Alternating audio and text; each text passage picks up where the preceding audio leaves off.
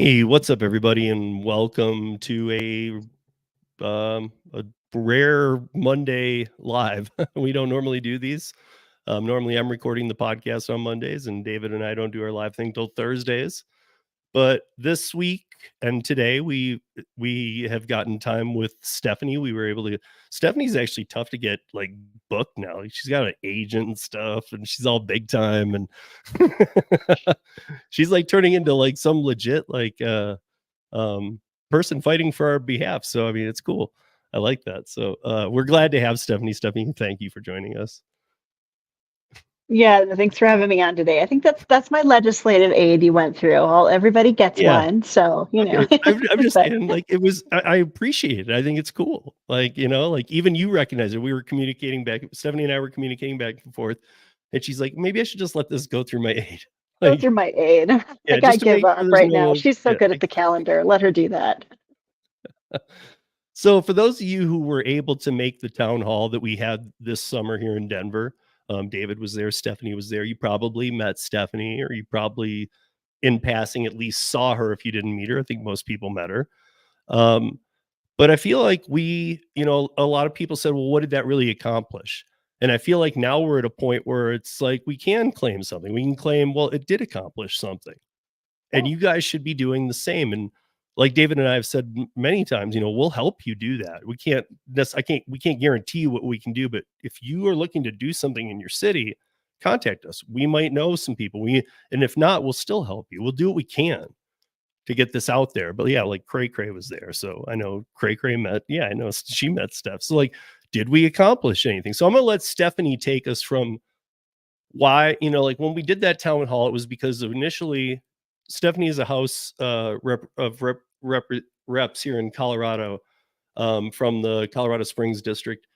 And she was trying to pass a House bill that didn't pass. So that's kind of why that idea of the town hall started. And then David and I said, let's get this. Let's bring Stephanie in. Let's get some gig workers and let's make this happen and see what we can do. And then it was kind of like, well, what did we do? And I think that since then, and since the first bill, I'm sure you'll talk about it, Senator Priola, who was part of the not accepting the first bill, is not to say he's totally jumped ship or something, but he listened to some people. We did make an impact. And I guess I'll let Stephanie take it from there on like how we got from what she thought of the town hall and how we got from there to here. Yeah, thank you, Steve and David, for having me on. It's really good to see you guys again. So yeah, I'll go I'm going to start kind of bigger picture about why I picked up that bill last year in the first place, and kind of what I see as kind of our long haul goals in this industry that I think are really worth fighting for. So I came into this office, I got elected 2022, kind of like an underdog, first time elected official. And one of the things that I bring to this work that we don't have in a lot of our legislatures, and we certainly haven't had before in Colorado, is that I've worked in this industry. I've worked as a third-party delivery driver. And so I know like the driver side of the app in a way that I know my colleagues here just don't intuitively have, and why would they? And so it's something that I think we all know from our conversations with people outside of this industry. They just have no idea what's going on. And it's hard to, like talking to some people when I got here, they were like, hey, like I just learned from you the other day that like y'all don't want to be employees. I thought that was the big move, right? Is to like reclassify you as employees. And I was like, okay, if somebody's actually misclassified, yes, but like we aren't. That's not the dilemma here. They're like, okay, well, apparently I have a lot to study on this. I said, yes, please, because we're trying to run a bill. So we ran a Senate bill. It did die off in Senate committee. And as Steve was saying, one of my fellow caucus members, one of my fellow party members who's across the hall there, was like, I'm not sold on this bill, but like I'm really intrigued by like the fight that you all are kind of digging into here. And I think the thing that he recognizes that more and more people are starting to is that gig drivers are really on the front lines of the transformation of work that we're seeing in this country right now, right? We're seeing so much more work go remote, on demand, app based, decentralized from shared workspaces. And so if we don't, this is one of those things where I feel like if we don't get this right with the people who are doing it first, and who are kind of like I said, like on the front lines of this change, then we kind of risk like big tech kind of just making off with our workplaces, and the way that we like to work, and kind of just forcing us all to be on this sort of gamified on-demand situation where we don't have any rights and they don't have to tell us anything, and everything's in this algorithmic black box that no one's allowed to look into. So that was the focus of our bill last year, but it kind of brought together everybody within that industry. So it had rideshare and delivery kind of all into one. And one of the big things that I felt would be more helpful this year and really tackling both of these major policy veins was to split those up. So I am carrying the bill that handles the DNCs, the delivery companies, and then there's another bill that's starting in the Senate that is the transportation side. That's the one that actually Senator Priola is running. So he came out to the town hall last year. I was very pleased that he made the time to come meet with drivers and to take a quick hear time from out. everybody. I got to say that even Stephanie, the day of the event, said, I don't think he's going to show. I'd emailed him. She had and she has the best way to contact him, but she was like, I don't think he's going to show. So I got into the sense that he wasn't going to be there, but go ahead. I was like, we'll see. I was like, I don't know if it's in his schedule, but I think he's willing at least. It's a matter of whether or not he can make it a priority, because we always have stuff going on, even during the interim. But to his credit, he's a smart guy. He's a smart guy and a very thoughtful guy. And we had a number of conversations on the phone as well last year where I was just like, hey, I want to keep talking to you about this. You said you were into finding a way forward. And I really appreciate that. So let's keep in touch. And he's been very, very willing to step up to the plate and carry the bill, which is just, I think, is such a great turnaround. So yeah, we're approaching these in one bill for one kind of type of app and a different bill for the other. And once again, just really focusing on the companies being responsible to share the relevant information with the people who need to know it. And primarily, we're focused on the drivers and the consumers, having decision-making time, having enough information to make that decision.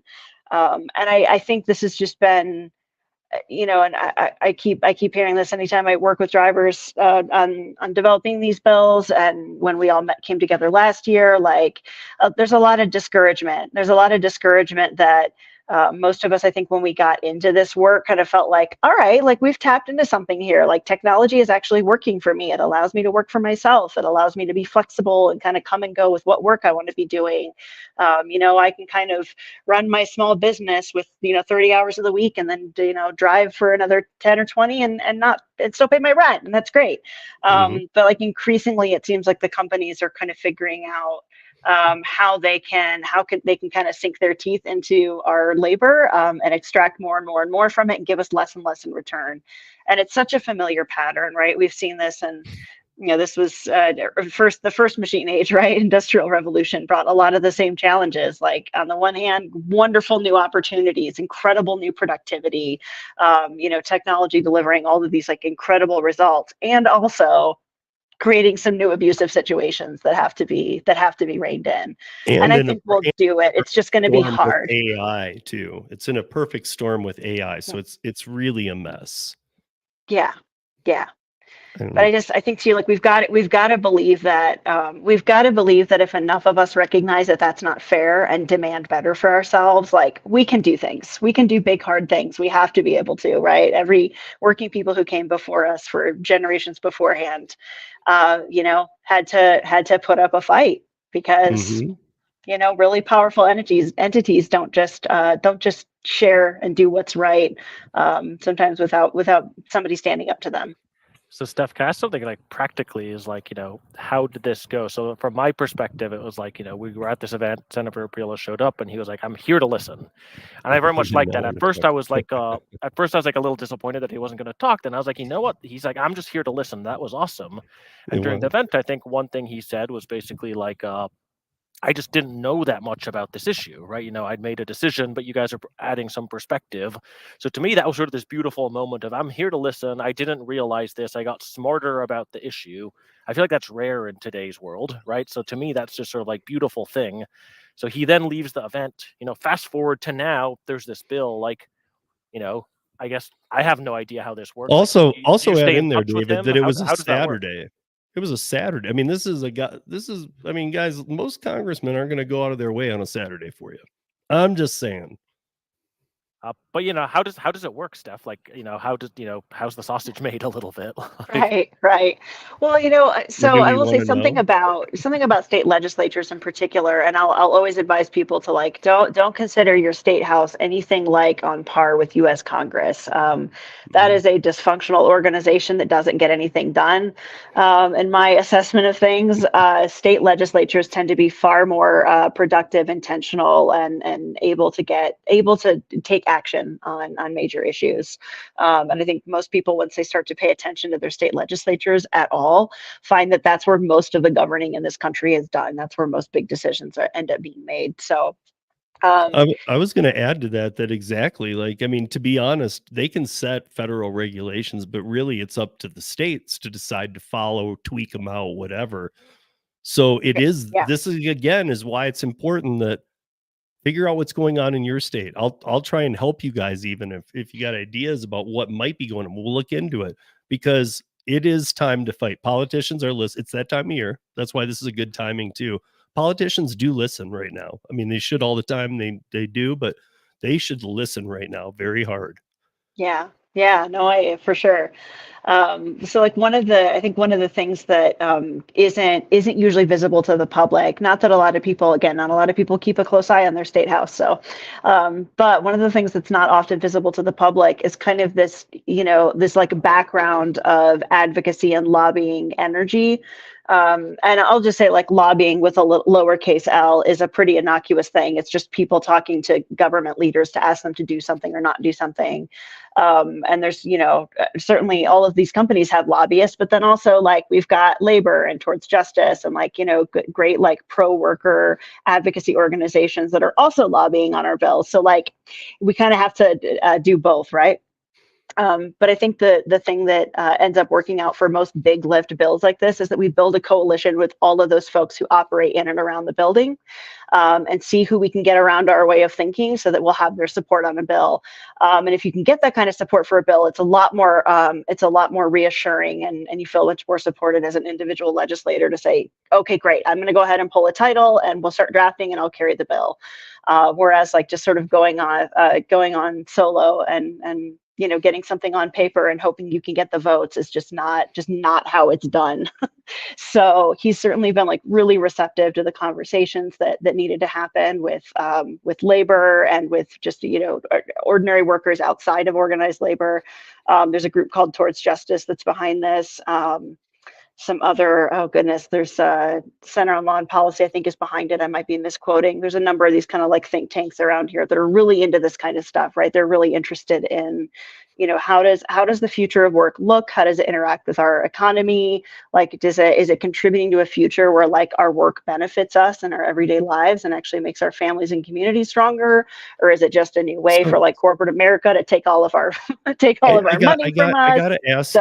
I gotta ask you this at this point. Like, so do most of the people that you speak with who are representing us, do they understand the growth of the app-based situation? Do they really get that? Because I mean, like, as we learned at the town hall, he didn't even really get, he thought, and this is my concern, is that I think a lot of people, a lot of states, a lot of congressmen, they're getting letters from people who are like, listen, I can't make what these other people are making. I just want to be an employee. And so they're thinking, okay, everybody wants employment model, because the only people who write are the people complaining.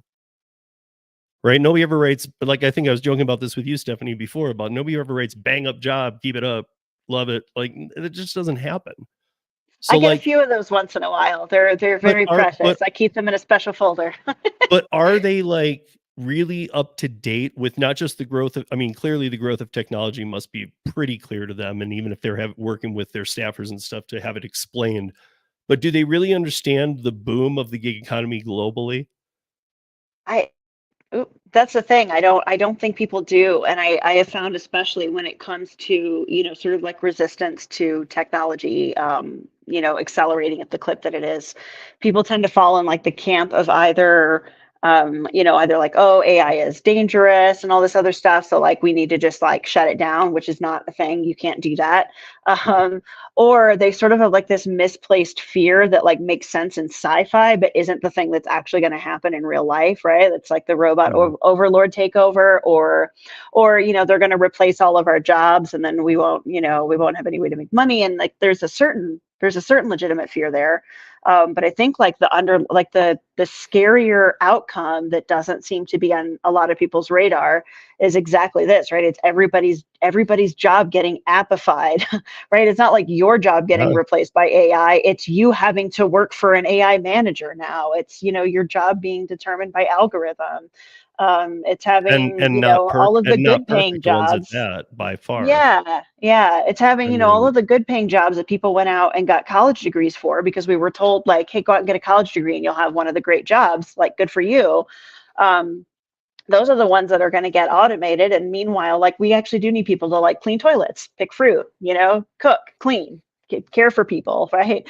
And those jobs should pay really well. Toilets, y'all, but huh? She didn't mean to start with toilets, but okay. I did it, but whatever. You know what I mean, right? Like we need people to do all the hands-on stuff. And that's the thing. Yeah. Those are things that actually need to be done, but we've undervalued that labor and treated those people like they don't count for anything. Even while like we agreed that this is essential work all through the pandemic, we said, well, those are the people who can't not go to work. We need you to like make food, deliver food, clean things. And now we want to go right back to saying those jobs are disposable. And that's actually the stuff we need people to do. So, somehow we're going to have to turn this balance back around to where, like, if we actually value hard work, we should pay for it. And if we actually value essential labor, we should treat it like the people who do it are not, in fact, disposable. But we're not there as long as people just accept it. If you take it lying down, they'll just. I think nursing's like the best example. Nursing is just like, oh, we have to have you. We don't have enough during the pandemic. Please come in. People applauding them when they left, and now they're back to 19,000 a year and quitting everywhere. It's just like, really, like, how did things flip that quick? And like, what happens after you treat them that way now, and then the next global pandemic's in a year? Like, then what? Then they're all like, hey, I'm not going to help you this time. Forget this. I don't know. I feel like you're 100% right. There's people respected the service industry more than they ever have during the pandemic. And I feel like not only did they go retract back to how they used to treat it, which a lot of people still treat good, I feel like they've gone way back. Like, man, I tipped you guys a lot during the pandemic, so I'm going to be very critical, and I'm going to tip less, and I know we're going through high inflation and many other factors, but I honestly feel like people's attitude is coming out on the wrong people often. It's scary, to be honest. Yeah, no, that's often the case. And some of the conversations we end up having with, with people who have, from their perspective, and I'll give them credit for this, like it's genuine concern about, for instance, if people are able to like accept and decline. These are folks who don't know how the apps work in the first place, right? They're just not familiar. They're just not familiar with it. They haven't had to do it.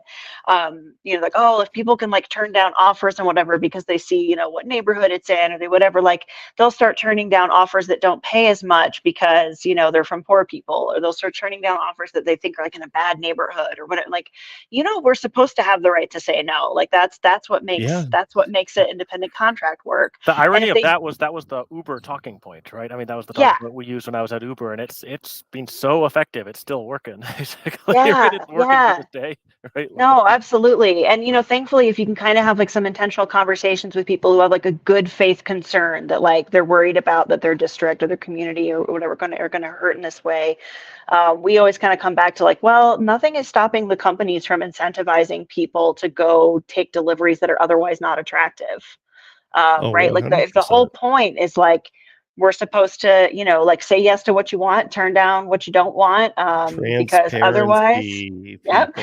otherwise we would have to acknowledge that you're like on the clock, right? If you're on the clock, you work for a set amount of time and you have to take all deliveries, then now you're not an IC. So they're going to have to pick one of these, right? We've talked about, having your cake and eating it too. They don't get to do that.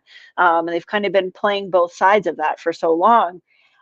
we kind of at some point had to be like, hey, listen, like corporate America loves nothing more than for poor consumers to be pitted against underpaid workers, right?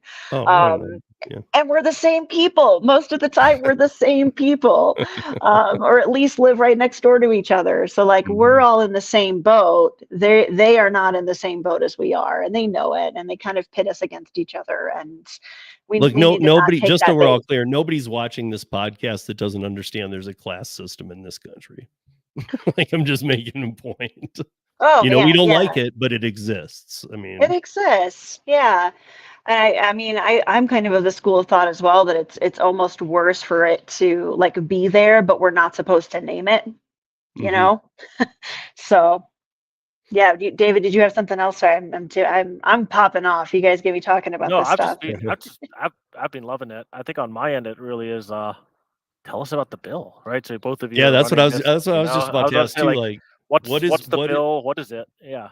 And before Yeah, she says that, though, I do want to say, like, one thing, unless she's changed it, that I really appreciate and why David and I really first connected with Stephanie and were doing these with her was because they weren't doing what some of the other states and cities do, asking for certain amounts of money. Not only do I think that's a bad idea, I think it's a bad idea because you're setting an amount that won't get renegotiated for years, and that amount doesn't apply for more than a month.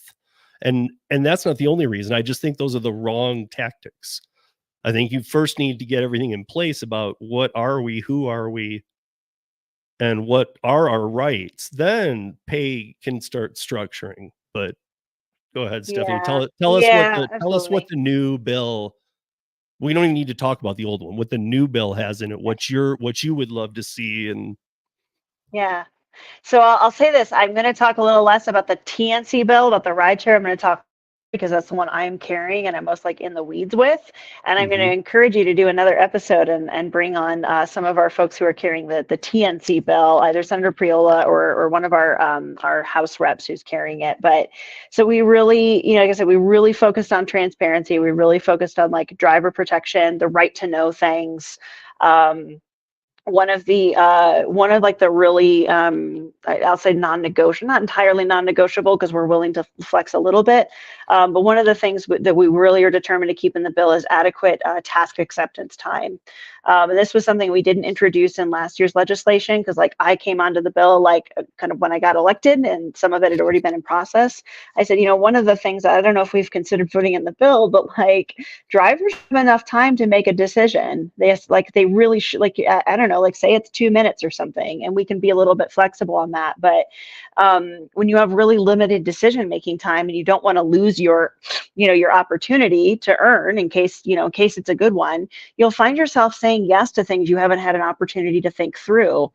And I just don't feel like that's fair to the driver, and it's not safe in live traffic, right? And we're always, it's on the mount, it's on the thing. We're not driving around with a handheld device. And plus, Colorado is about to pass a law this year banning mhm. handheld devices while driving. So let's figure out how this is going to sync up with a delivery economy that has drivers taking on-demand offers in real time while they're operating a motor vehicle. And of course, we know, we kind of been back and forth with, stakeholders about this. We started out kind of, delivering with Ellen saying that it is a safety issue. And I think, even if it doesn't like cause a wreck or cause that issue, the fact that you are trying to drive safely while you're trying to make the decision influences your ability to make a sound decision. And I in my mind, Not it's to pretty mention, obvious why. delivery gets a minute, rideshare gets about 10 seconds. Just saying. That's even more messed up to me Yeah, because you're yeah, always driving, so you're in yeah. an And the intersection. So, TNC bill, right? Yeah. So I the mean, I know we're talking TNC about the other bill, one. they did I end just up kind needed of to mention that negotiating because away the that decision. really Yeah, points out the danger yeah. part. I mean, Yeah, no, I agree. The TNC bill, they kind of did some other negotiations with the companies and ended up dropping decision time, task acceptance time. But we've really held firm to it on the delivery side for a variety of reasons. And in my mind, it's just the complexity of the decision. I think when you're, picking up a passenger and dropping them off, not that it's not relevant, you need to know distance, you need to know kind of whatever, but you're not factoring into that like the merchant, whether or not it's multiple merchants you're picking up from, what has your experience been with wait times at that place, and do you need to kind of make that calculation? And it's just not. You just need you need a little bit more time to think that through without feeling pressured to say yes or no. And let's be real, pressured to say yes in a snap judgment kind of moment. So So, I mean, before both you bills move have forward, also well, a pretty significant. real Go quick ahead. before you move forward, though, I got to ask you. So, what is your new thought on the DoorDash thing now? Then, because now the same thing that we knew they needed to take away, they didn't not only take it away, they added more tiers. They've got the 50, the 70, the 80, the platinum, the diamond, the acceptance rating matter. Which, I mean, again, those are factors in when you don't want an order, like you just said, and you only have a certain amount of time. And you're like, but my acceptance, like that shouldn't even be a factor. It's not a factor of an independent. I mean, I guess I'll let you continue, but if you have a way to play that into it Yeah. too, because I know the listeners want to hear that, because that is, Yeah. And I'll say I'm a little bit I've been a little bit out of the loop with the driver experience on DoorDash because I haven't actually been behind the wheel basically since I came to office, because I've been this job actually keeps me pretty busy. And I know they were like starting to do some of those like tiering and all of that when I was still behind the wheel. And I haven't actually had the driver's side experience of it since they really started doing all that. And I think it's like it's wild, right? It's wild yeah, how much sophisticated technology they have in order to get drivers to do what they want them to do. But when we kind of have gotten into this with them, was like, well, why can't you say more things on the screen and do it safely and give them enough time? And, how can you not like come up with, accurate like mileage predictions and things, what I like, and they're sort of like, oh, that's a big lift, and they've made the same argument. David, you've talked about this too, right? Like Uber does very similar things, right? Like, oh, well, our technology just doesn't allow us to do this, that, and the other, right? Like that's just too big of an order, right? It'll take Doesn't us allow it, years, but it'll we cost can millions. calculate And it's like, your. yeah, but like we remember at like the height of the.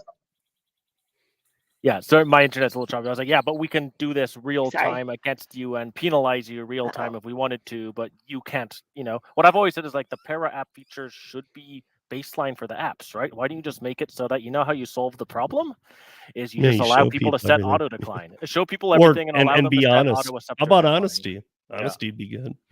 So you get companies out there listening, no joke. Yeah. Like, quit hiring people to hide the honesty. Just let them go.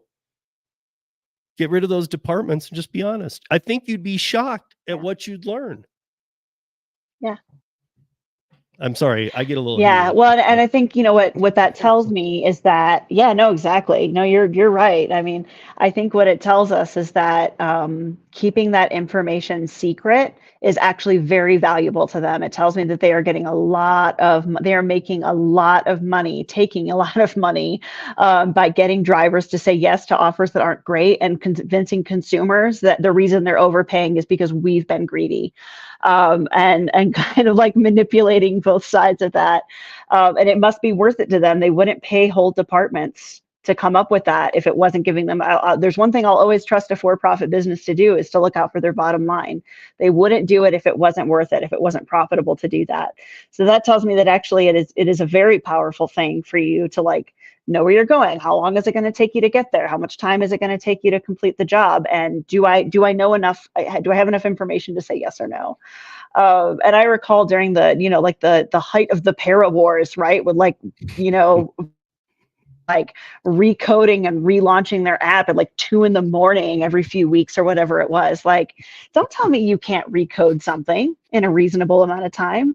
Like, don't tell me you can't share enough information without violating your contracts to at least like allow drivers some fair decision making capacity. Of course you can, right? If they want to, they will. Clearly they can, because if they want to, they will. David, how many people were on the engineering team at Para at that time? Because that many people were offsetting it all the time. Yeah, on I my end froze it was on my end. on my end it was on our end it was almost sort of crazy too, because you could see that they'd actually preempted what we would do and would have something waiting, because we'd see the answer appear to like 1% of the driver population, then 5% of the driver population, then 20%. So there's there's a whole system that was going with that basically. So Yeah. I think we lost Steph for a bit, but we have Lifting with Larry. Amen to Hey, that. what's up, Larry? Yeah, I mean, it's crazy. It is to me. I mean, these are teams, you guys. These are teams that are not necessary. You know what I mean? There we go. Let me. Sorry, it kicked me out for a minute, but I'm back. Yeah. No worries. You're missing. Yeah. We had Lifting with Larry who was saying amen to that for you. So I mean, so is your mindset still in, let's not add dollar value to this, but more because I loved it so much. We haven't even hit on really some of the things that I loved. Like when we talk about transparency, David, Stephanie, and I all agree. We not only want, but as if they're going to call us independent contractors, look it up, guys. You're owed to know all the information. You're owed that. I mean, it's a must. But Stephanie didn't include dollar amounts. But not only did she say, hey, listen, or the first bill, hey, listen, the drivers need to see everything. It was the customers need to see everything. And that's huge. So I think that's still being pushed in this one, correct? Yes. So there's kind of a few major components of this. I'll say like kind of four policy sections. One of them is everything that the driver is entitled to know. So there's kind of like here's what has to be on the screen, what has to be made available to you in order to decide to accept or decline an offer. And then also like after your block of work, whatever is done within 24 hours, you need to get kind of an itemized breakdown. Like your customer paid this, here's what we paid to you, here's how much tip you earned, the tip went to you, all of that stuff, so that you have a running record without needing to take a screenshot of every suspicious order, which, right, how many of us have done that? Mm-hmm. Right, regularly. My phone's filled with screenshots that I probably need to delete. Oh yeah. And then there's a consumer side, right? Anywhere where they're prompted to leave a tip, they need to be, get like here's how much your driver is being paid by the company to begin with, right? Mm-hmm. And then they also need a whole breakdown of, where their money went. Basically, they need to get an itemized receipt at the end as well, right? So you paid such and such for your total order, like, all of this went to the merchant. Here's what, here's what we took for our service fees and whatever. Here's how much your driver was paid. Here's how, give them that whole thing. So that's kind of the other one. The third section is actually a little bit more about safety considerations. So part of that is the task acceptance time. And then we're also going to start requiring them to give some basic directions to consumers about when they've placed an order for delivery. Make sure that your driver has a clear, safe, well-lit path and that there are no pets loose, like stuff like that. Because we've had so many drivers talk about like, why doesn't the company take it seriously that like, we might not be safe when we get there, and the consumer has not really thought that through because it's just, you're not visible to them, right? You're on the other side of the app. We have all this contactless delivery now, so it's just not top of mind for people. And you really should get some kind of alert on your app when you're a consumer that's like, hey, turn on your porch light, make sure there's nothing people are going to slip or trip on, and keep your dog behind the door, right? But you know why they don't, though, because they don't want to remind people who are customers that, and this is true, if a DoorDasher, even with a light on or off, trips on your sidewalk and breaks their leg, they can sue you. So like they don't want to put, I mean, they think of it like people know that, so let's not put it in their face. I'm not defending it. I agree, because I think it needs to happen. I mean, I don't know how many other cities are like this. Stephanie lives in Colorado Springs. I live in Denver, but she knows Denver. Most people, even in any neighborhood, don't have porch lights. I mean, some of them don't even physically have them. They're not only out. And I'm not just talking about bad neighborhoods, good ones too. Like older houses just don't have them. Yeah, and I mean, I think our push has been just sort of like just take some initiative as like the company that runs this whole platform to ensure that people are taking their driver safety seriously, right? Like just don't allow, don't allow consumers to be like, oh, I didn't realize you couldn't find my door, or I didn't realize it's icy out front and I haven't done anything about that yet. So there, I think that those safety considerations were important to people, and frankly, like the companies have been really receptive to that. Of all of the things they've asked us to negotiate on the bill, they were like, you know what, we're fine with that. That's cool. We can do that. So that's good, right? It's something we can meet in the middle on. Yeah. And then the other portion of the bill that I think is really really important, and I know we're working. There've been some amendments coming on the TNC bill, and I will kind of see how this shakes out on both bills, but we're going to require some disclosures to the Division of Labor Standards and Statistics, so that companies that operate in the state of Colorado, who do the delivery service and all that they're providing kind of some overview. And we've got like a really long list of data points that we want, and some of them will be negotiable as we proceed through the process. Proceed through the process. That's a sentence.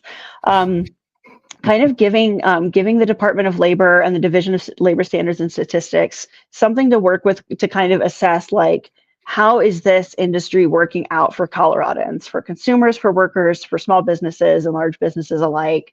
How is it working? How is it going? Because we can't just keep coming back to this conversation with like, well, who's to say who's actually sitting on call for hours at a time, not getting orders, but being treated like they're on the clock anyway, right?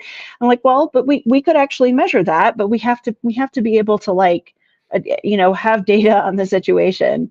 They were really pushing back, I think, a couple years ago about, or last year, about, this idea that there are some number of drivers that are like seriously out there working for like $5 an hour right now, because they get onto the app with, like, there's not really a lot of barrier to entry, and they figure like, okay, there's like this thing you can go make money delivering food, I'm going to try it. They say yes to everything because they've been told that if you say yes to everything, you'll get perks. We all know that's a scam, but they don't know that yet. And so they end up just sort of working like these, 10 to 12-hour days, and like not barely even making rent still.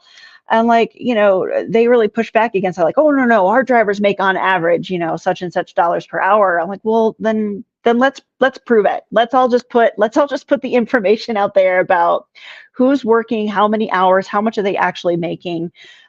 We But Stephanie, require I think much higher standards of people in other industries. We should have the same for folks who do this. I literally think that they use, I mean, I know drivers who do this when they post their earnings. I literally think when they say those kind of comments, they use active time, not dash time. Let's just pick on DoorDash. I literally think they're like, well, no, they make 30 an hour.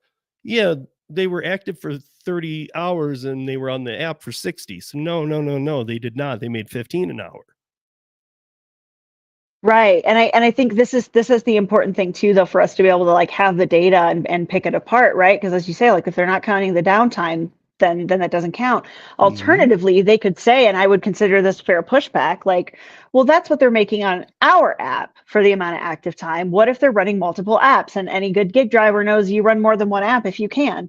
Or, are they maybe like doing another job that they can do on the move, and they actually are generating income some other way that's not on No, this app while they're on that downtime, right? And so, I like, get that, but so, like, since that's fair pushback, my challenge to them then with this has been like, okay, like, if that's the case, then let's get the date, let's get the data registered somewhere where we can all, like, yeah. look at it, know what we're dealing with, and Also, if let's rules need to look change at the again in the data. future, if we need to come back at this and reassess the bills we passed this year, then we Yeah. know what we're working with now. But also let's look at the data of drivers who do only do DoorDash. It's since they're claiming multi-app, and guess what, guys? Not everybody does. We tell people to because you'll earn better, but there are people who sit on DoorDash only. So we can use that data any day of the week against them, because go ahead. Okay, well, how much are they making? 40 an hour, huh? How many hours did you work? I was 10 active on 40 hours. Okay. How much did you make? Well, I made $4 an hour. I mean, it's like, it's mind blowing how they twist that, and how the perception of people is very quickly to believe the story of the corporation. I'm just saying, you know, like, I mean, Yeah. it really, I Yeah. really have a feeling that data comes from active time. I don't think they ever put it because of what you're saying. In fact, the multi-apping factor. Well, you're an independent contractor. It's funny how you guys loosely use that word because we're an independent contractor in every single situation where you want us to be one. And then there's a lot where we're literally, and that's why I was bringing up the acceptance rate, the tiers. I didn't even mention earned by time. I mean, earned by time is you can only miss one per hour and you'll make 18. That's an hourly, that is a W-2 job right there. I mean, you're not supposed to have, Right. No, I mean, we're if they supposed to want be to able to do it use the that way, then tools yeah. we want. We're supposed to be able to have control over the orders we want. They have done, I mean, they've like, I would have thought this year they would have backed off and started kind of trying to play ball a little bit. They're like putting more out there. Yeah. No, absolutely. Absolutely. And the interesting thing about, I think about, you're talking about like using the tools you want to use and all that sort of thing. Like, yeah, but like we're sort of in like this like brave new world of technology. I know Steve, you and I have talked about this. You were a freelancer way back in the day before any of this was Yeah. Yeah. Traditional online. gig economy. Yes, yeah, tradition. That's right. And like as long as there has been like wage labor of any kind, there's always been like temp work, day labor, odd jobs, right? Like that's always been there. But this like really takes it to a new level where like every individual job that pops up on your screen is a contract unto itself. That's what really complicates it. I think that's what really complicates it. Yeah, but like So, David, would you ever take a plumbing DoorDash job? had a ruling that was not in their favor some years ago around this. So, go ahead. Well, I was just gonna say to David, like, okay, David, if you were a plumber and you're bidding a job with a contractor, and you're like, I can do it for this, and he comes back and he says, hey, I can pay you $50, and I'll pay you at least $5 more, but it might be a lot more. Are you doing the job? No, right? I Or mean, like, so I mean, the Steph, point there being, you need every detail. You want to know to the cent what it is. yeah. No. So I have a question for Steph, which is I remember last year it was sort of transparency, but the person who's ordering would be able to see the breakdown and who goes to the rest, how much goes to the restaurant, how much goes to the worker. So this time around, it's less of the consumer sees the full breakdown, but sort of somebody's able to see the full breakdown, which is the sort of department that has the statistics. Is that correct? Or Well, she was saying before It's actually both. they So the will see consumer it. will still get an itemized receipt, but we're also asking for from the companies. oh, Right. that's huge. That's huge. Yeah, I just wanted to I think reconfirm that. think that's bigger than the breakdown to the drivers, to be honest, because finally people are starting to get the buzz that they never got before. Like everybody thought, hey man, I paid $50 for that. You're making at least 40 of that. They did not understand that the driver was making 2. Yeah, to me, I think that's sort of like the most powerful part of all of it. And I know that's probably going to get a ton of pushback. And I was going to go to like, what's been the feedback on that? I know it's probably not too much you can say. But to me, is like, as I, I'm not that old, but as I get older, I realize there's hard, most problems are hard, but the solution to hard problems is sometimes a simple solution. And to me, this is like the easiest solution to a lot of problems. It's just letting people know what the fair breakdown is. So does it have a chance, Steph? Like how does that look? Basically, what do you think of honesty? Yeah.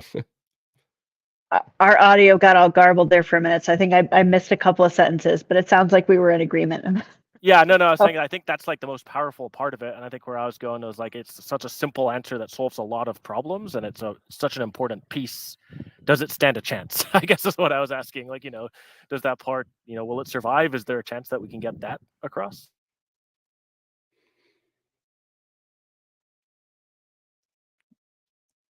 You didn't catch it. I feel like I lost you again with the audio. I'm sorry. Oh No, no. are you hearing me? You would think our it would be a lot better in this building, and it actually is not. Right. If there was a question in there, I missed it. But David, you can put it if you can put it in the private chat, maybe she could read it. And I'll just quickly say, hey, Derek, hi, Ivanaska. Who else has joined us here today? Hi, Ellen. How are you? Hey, Larry, great video. Thank you for sending that. Hi, Chris. Hey, Dave, how are you? What's up, Thunder? How you doing? And Jerry. I love how he changed his name. Jerry doesn't do DoorDash anymore. Hey, Ivanuska. We have Ivanuska here too. Always good to see you. Yep. Yeah, but this is pretty funny. So it used to be Jerry does DoorDash. Jerry doesn't do DoorDash anymore. Okay. So you guys, I mean, she's going to come back. We're going to hopefully get through the question David posted. And if you guys have any questions, please put them in right now, because I don't think we have her too much longer. So here she is. We got her back. So you guys, we have about like 8 minutes left. So if you have a question, please put it in the chat. And Stephanie, if you can see it, David, I think put the question in the private chat. Yeah, no, I saw that. Yeah, no, I think the consumer transparency is actually one of our big selling points of the bill for like I think for the average person who's, maybe doesn't fully identify with the driver's needs or experience, not that they're not sympathetic, but that it just they don't relate to it. They definitely, I think, are interested in being like, yeah, why is it like, I order some Thai food, it's $40 and like I keep hearing that the drivers aren't making enough money. Where is my money going if not to them, right? Mm-hmm. Yeah. So that, yeah, I think that part stands a strong chance. So, and sorry, I keep cutting in and out. I think hopefully I'll make it 8 more minutes. So while we're wrapping this up though, because a lot of people are asking David and myself, emailing us, getting us during lives about like, hey, how serious is this? Or, hey, I would be willing to form something in my city. I mean, we didn't discuss this at all, this answer, but I'm going to just ask you straight up. In all reality, what power would you put behind what we did this summer? I think it was really helpful for like kind of drumming up some energy around the issue that we can do things at a state level that are very impactful. And again, like most of it's going to be at a state level because we have, limited reliance on the federal system right now. And that like kind of like that coming together of all the different minds around this topic was really persuasive for, for a legislative member, one of my colleagues who, just wasn't in the know before. I think it really like there's a certain kind of lobbying like in the building here that I think is always just lands better for people. And that's when people show up with their lived experience. No one's paying them to represent a company or a specific industry. They're just like, hey, like this bill is coming. Here's how my experience relates to it. And why it's so important for you to vote yes, or for you to reject this hostile amendment or whatever, right? One of my colleagues who sits on the Business and Labor Committee that'll hear this bill in the House. And I don't think he was, like leaning away from voting for it, but he was a little like, yeah, I'm still looking into the bill. I kind of have to think about it. I saw him later in the day. He was like, oh, I met your drivers in the lobby. This is an easy yes. This isn't easy. This is a good bill, right? So like, sometimes you just kind of have to talk to people who are like on the, the experiential side of things. And I think if you can kind of get some momentum and energy going with fellow drivers, it benefits the companies so much for us to not talk to each other, right? Like nothing works better for them than for us to feel isolated from each other or to treat each other as competitors. Or even enemies, competing for jobs. Like they love that. They eat that stuff up, man. That's how they get us, honestly. So kind of having drivers come together. Craig, you make such a great comment because we've talked about this, but like I need to get back behind the wheel. So here's what happened is that the year that I was running for office and won my first run in 2022, I broke my foot like some number of weeks before the ballots even dropped. And so I was going like, okay, well, I'm definitely not driving again for a while. And I just kind of haven't gotten back out there. And I thought I should probably work in some time this year to get back behind the wheel, just to stay fresh and generate a little income during the interim. But we've talked about this, that maybe we should have some people come on a ride along and just see like, this is the pace of the work. This is what, getting like 6 bad offers in a row looks like, right? Or I mean, would it be completely out of line to take other live streams of people who do this every day? I mean, pick a good one and show somebody, hey, this guy here, look, and clip it up and say, Yeah. You know, here's Yeah. here's Oh, how man. day goes. I would love like a, hey, go out and work for 3 hours and dinner is whatever you made. You can buy dinner with however amount you made, basically, right? To sort of like, Yeah. I mean, I don't know if people would sign up for it, but that would be awesome, right? I feel like The that'd be, the only way that works though is if it's not like on the level that like the CEOs do it, because we know they're not put in the general pool. You have to be in the general pool. You have to see what it really is. yeah. I mean, otherwise it's Yes, and they have this whole thing at DoorDash. They pride themselves that all their executives go out and, dash every once in a while. It's like, yeah, but also like you're not going out. You're also not going out and like dashing for your rent and utilities, right? Yeah. So like even if you are in the general pool, and as you say, I don't believe that they are. I don't buy that for a second. But even if they were, the pressure isn't on for them if they go dash for a couple of hours as part of the requirement of their otherwise desk job, right? And I will just add this, like, and I thought this was so powerful, and our leadership in the House is actually really great. Our Speaker of the House, after a just cause for eviction bill didn't make it last year. We passed it at the House, but it didn't proceed. She agreed to go visit eviction court with one of my colleagues who's an eviction defense attorney, just to sit in and listen on the docket. And what does it look like and who shows up there and what are their experiences? And it moved her so deeply that she was just like, let's get this done next year. Like this needs to happen. We can't let this fail next year. People need protections against unreasonable evictions, and like that really helps people like go be there where something is actually happening, and learn how it impacts the most vulnerable people. But can you at least say this to people honestly now that, because Stephanie was one of us, she was a gig worker, she got elected, she's still one of us, but she's now an elected official in office. Do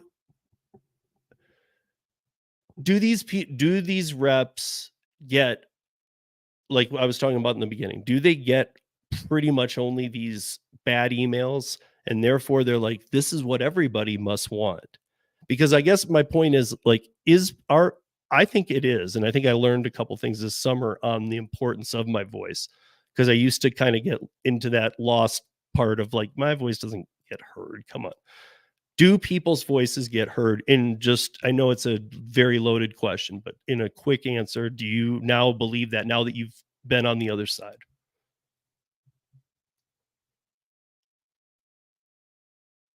And she froze. Wow, what worst time. keep it. Yeah.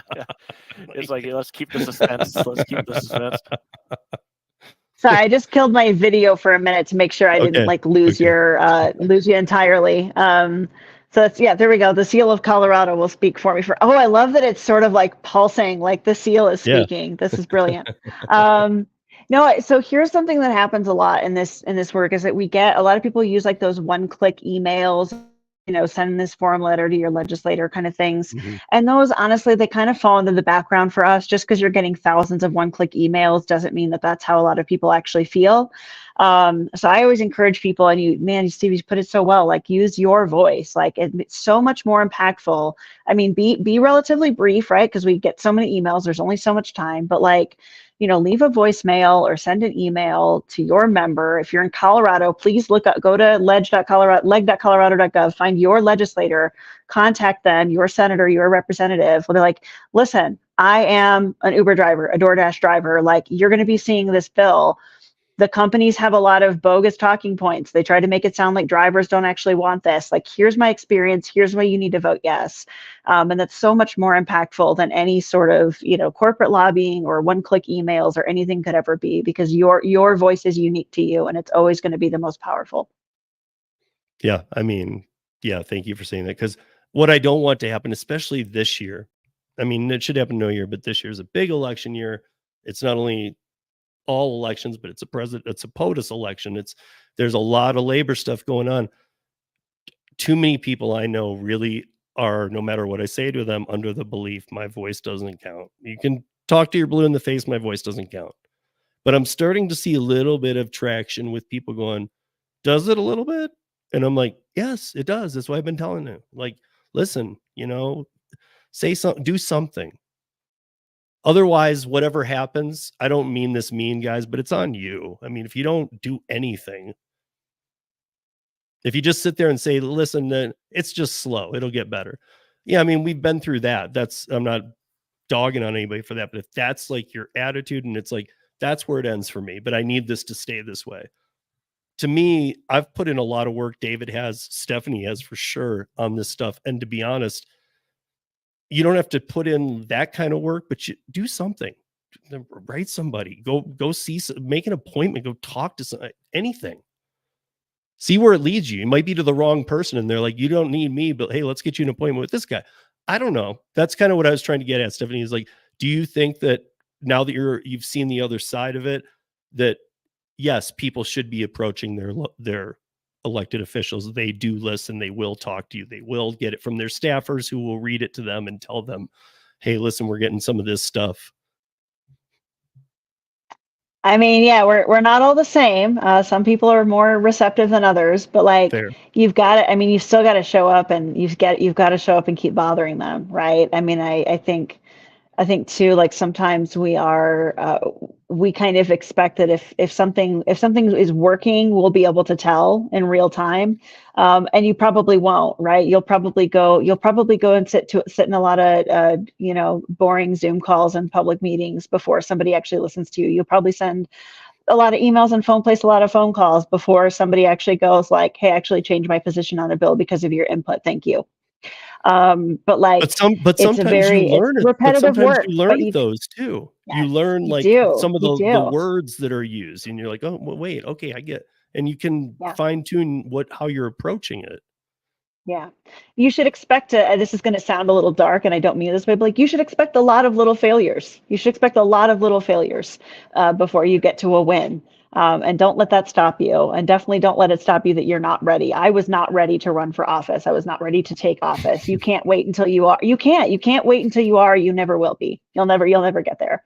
I got to tell y'all, there are some people in this legislature who I don't know. I think they would probably lose their job at a Wendy's if they had to show up every day. They are not smarter than you. They're not better than you. They don't work harder than you. They are not your superior. And they right. You deserve to be heard by them. They need to learn from you. But you even just said what I was kind of getting at. They're not your superior, but we are all bred until you're ready to break free to believe that they are. Like, oh, those are the lawmakers, really? Because I played golf with him and beat him by 4 strokes the other day, and he kind of was a jerk. Like, I mean, it's like they're just people like us who got elected. They just got some people behind them. And I'll say too, I'll put this plug in for people who can make it happen. I know you don't always have access to your capital city, and it's not always, the time and cost associated with it isn't always there. But like, if you can go testify in committee on a bill that you believe in or against a bill that you want to have fail, whatever it is, if you can go testify in committee at your state capitol, and in Colorado we're quite accessible, do it. It will break that mythology of like the high-ranking professional legislator. You're just sitting in a room with like a dozen people or so who are going to vote on a bill, and it's like that is our prime opportunity to hear directly from people. And we get plenty of the same lobbyists on certain topics all the time in my committees. And anytime it's like actual constituents from the public, I'm like, oh, well, taking notes today. Like we're listening. So it's a powerful experience. What should people who support you and people who support this bill, what do you need? Like, what should they do? Sure. Yeah. So I don't know if you guys have like show notes or what that you can put things in, but go to it's like leg.colorado.gov. There are 2 bills. It's Senate Bill 075 and House Bill 1129. The latter of those is the delivery bill. That's mine that I'm on. And you can kind of track their progress, when you can expect to see them in committee. You can always sign up for my newsletter, and I'll be putting out things about bills regularly, stephanievigil.com, and you can sign up there. I think like, especially if you're in Colorado, contact your person. That's who needs to hear from you more than anyone. Yeah. Yeah, I mean, if whatever, that's what I'm saying. Like, it took whatever it took me to get there, and whatever it took David to get there, and whatever it took Stephanie to get to that point of realizing, wait a minute, my voice counts as much as yours. I don't care who you are. And that is a hard level to reach. I've talked to that's a hard thing for a lot of people to understand. I'm not even like, that's not a diss. It took me, I mean, I'm older than both you guys, but it took me a long time to get there. Like, does it really matter though? Like, I mean, I still always voted and did that kind of thing, but like, how much did my voice carry beyond that? And now I do know. I have as much power as anybody does. I mean, it might be a little harder for me to get heard. However, I have as much power. Yeah. You've got to practice it. You've got to practice it, right? You do. Yeah. It's a matter of repetitively showing up. And I'll put in kind of a, you know, not to diss on social media, but like get off social media as much as you can.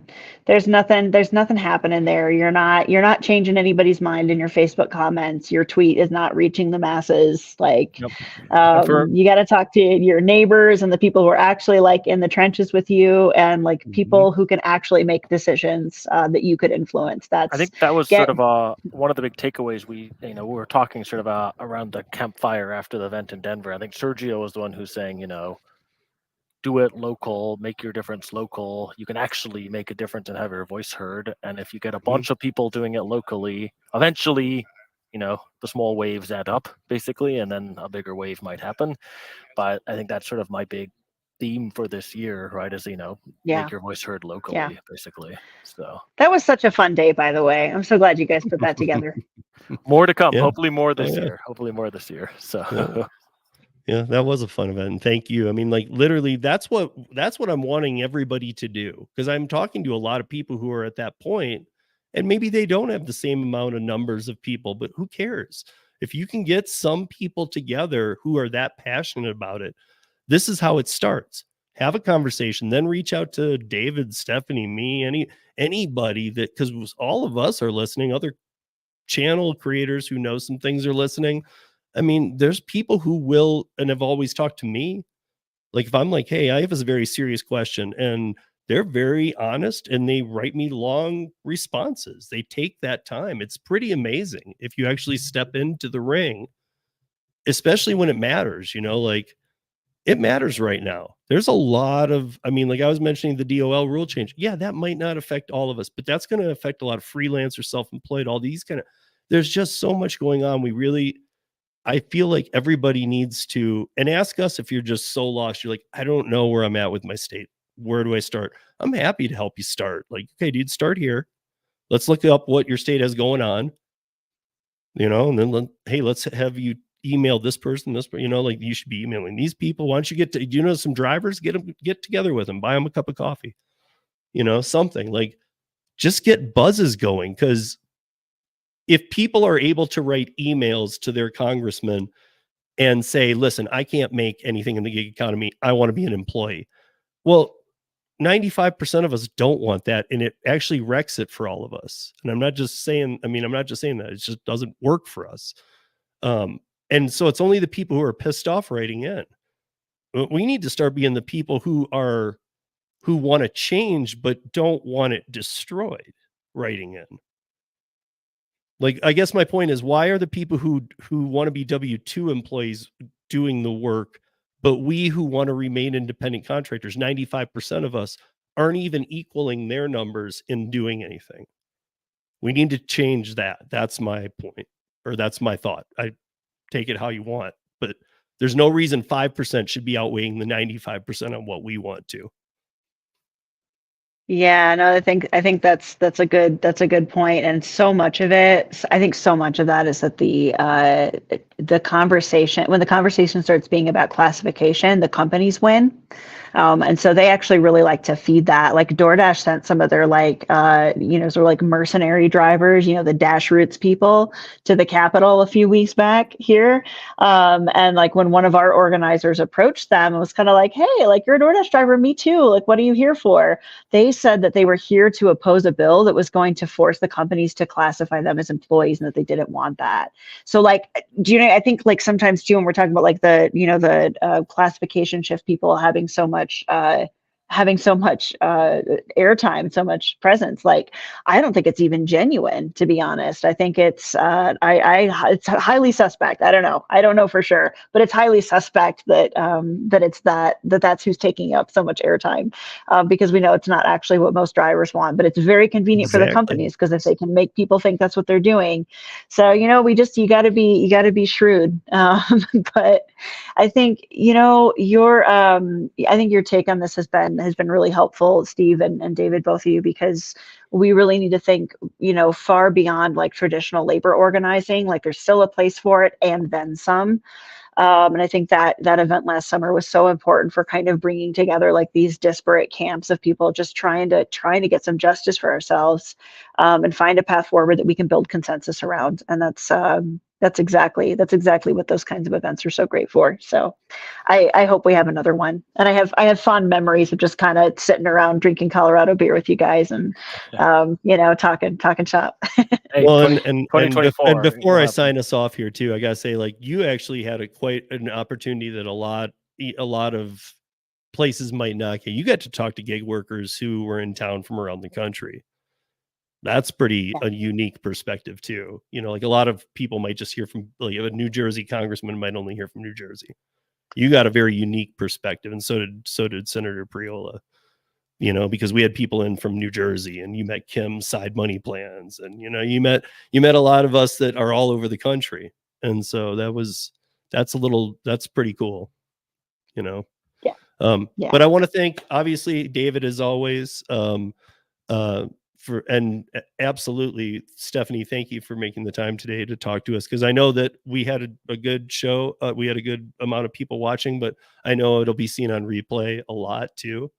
And I think it's important that people hear this, because overall, David and I have said this, we're not like sitting here patting ourselves on the back 24/7 going, oh, yeah. But it was a win. This summer was a win. We put something together that showed that people do come together. And I think it awoke some people's voices. Now it's just, everybody needs to know your voice matters. Make your voice heard. So make it heard. I used to hear these kind of things and I'd be like, so please, when you hear me say this, don't think that. Like, I've learned it. Your voice is as heard as you make it. That's right. Fair? That's right. I love it. So, I mean, if you want to make it loud, make it loud. Yep. And Steph will take what we call a tiny win from last year, and she's going to make it a giant win for the state. So I'm excited for that. So yeah. Yes, absolutely. So yeah, absolutely. And I will end with that, Stephanie. Thank you for everything you do. I know this is not an easy fight, because again, guys, she goes up against, like, I grew up in big tobacco era. It's basically that. She's going up against those type people who just are so evil. They just aren't even willing to listen. They're just like, whatever. So to do that and to make changes is big. So, thank you, Stephanie, for joining us, and thank you for talking to us today. And if any of you guys have questions on the replay, please put them in the show notes below, and I will put the links to the bills that Stephanie was talking about, as well as her website and some other things, into the show notes, so that, again, if you're watching on the replay, or if you're watching now, just give me like an hour and I'll get it all populated. You can come back and see all the links. But we really appreciate everybody for watching, and yeah, we'll see you on the next stream. Everybody, be good, earn smart, and be safe out there, and be good to people. Peace. Thanks, everybody. Thanks.